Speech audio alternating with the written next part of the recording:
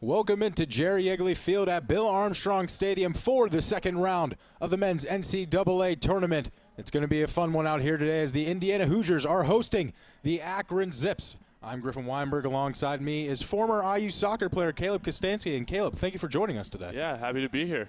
Yeah, well, it's pretty cold up here. It's about 30 degrees at the top of the press box. But to talk about how the weather is down low, we're going to go down to the third member of our team, Nicole Christine. Yeah, Caleb, you were on the 2012 team for the Indiana Hoosiers. You went on to win an NCAA championship, so you had to play late into the season during some of these cold temperatures. How did you manage to stay warm while you were out on the field?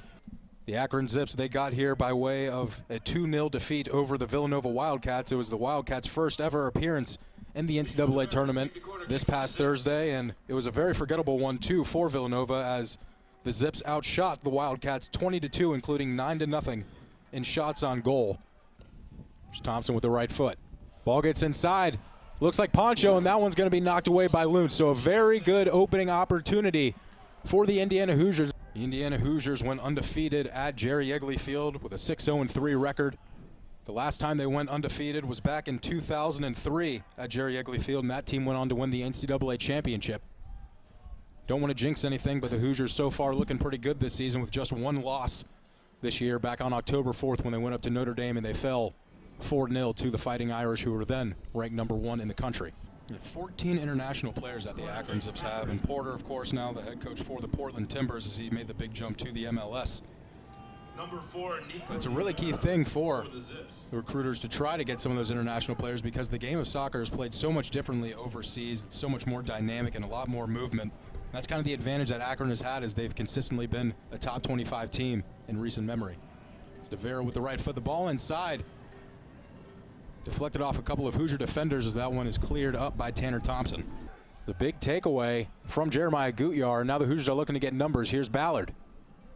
On the top of the box, Gutjahr falls down. Now Thompson. The first touch just a little bit too far off as that one is quickly turned back over to the Zips. He's definitely been a game changer for Akron so far this season.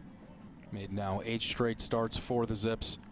Scored his first career goal back on October 15th in a game at Northern Illinois.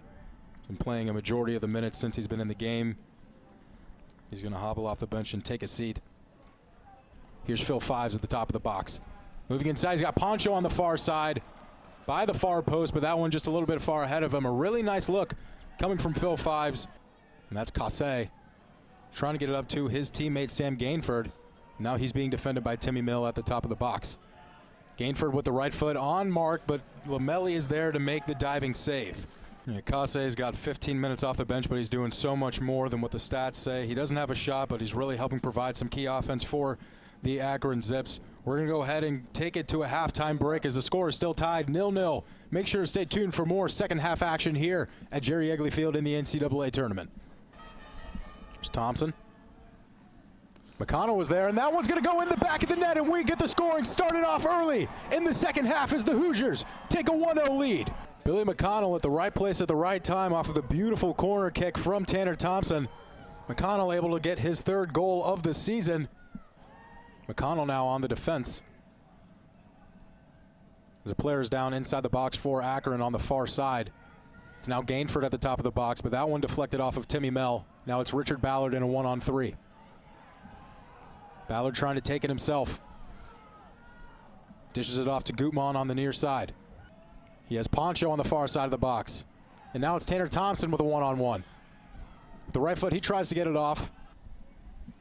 He's got Lillard on the inside. There's another player, and Poncho is there, but that one goes off to the left. There were a couple of Hoosiers. It was Poncho and Ballard. And that one could have extended the lead to 2 for Indiana, but that one just goes off to the left. Here's Richie Ballard on the near side. Trying to move inside the box, being defended by a duo of Zips. Really nice footwork. Trying to get it around a little bit too much off of that last touch. It goes right into the hands of Ben Lunt as another ball rolls onto the pitch. 37 degrees out here in Bloomington, Indiana at Jerry Yeagley Field. The temperature's still cold, but the play on the pitch is starting to warm up a little bit as the Indiana Hoosiers have a 1-0 lead over the Akron Zips with just about 27.5 minutes remaining here in the second half of the second round in the NCAA tournament. It was Sam Gainford who was on the inside, the intended pass, but Timmy Mell able to knock that one away. Zips, they keep possession, and Najim now getting out to his teammate Looks like Dan Broad on the far side gets the cross in there. Grant Lillard knocked it away, and that one headed out by Gutman. What would have been a potential opportunity for a shot on goal. Now it's going to be a corner kick for Akron. Yeah, the substitutions are limitless. You can only have 18 players on the bench here in the NCAA tournament. Those salty dogs sometimes can be some of the most important players on the team because the coach needs to rely on those players and needs to trust the fact that they're going to come in for about 15 to 20 minutes each match and give them some quality minutes and let the starters rest and get their fresh legs so they can come back and they can handle all the dirty work. But now the Zips have a chance on the inside. And really good tackle from Gutman and McConnell playing defense on the far, but it's going to be a corner kick for Akron with just under 5 minutes remaining. Melly, who has stepped up in a really big way in his past 6 starts for the Indiana Hoosiers. He came in place of Colin Webb. And Colin Webb, he played great in the net for the Indiana Hoosiers this season. In 14 starts, he only allowed 12 goals. He had 7 shutouts, but Todd Yeagley really wanted to make the change to Christian Lamelli because the team just needed a spark.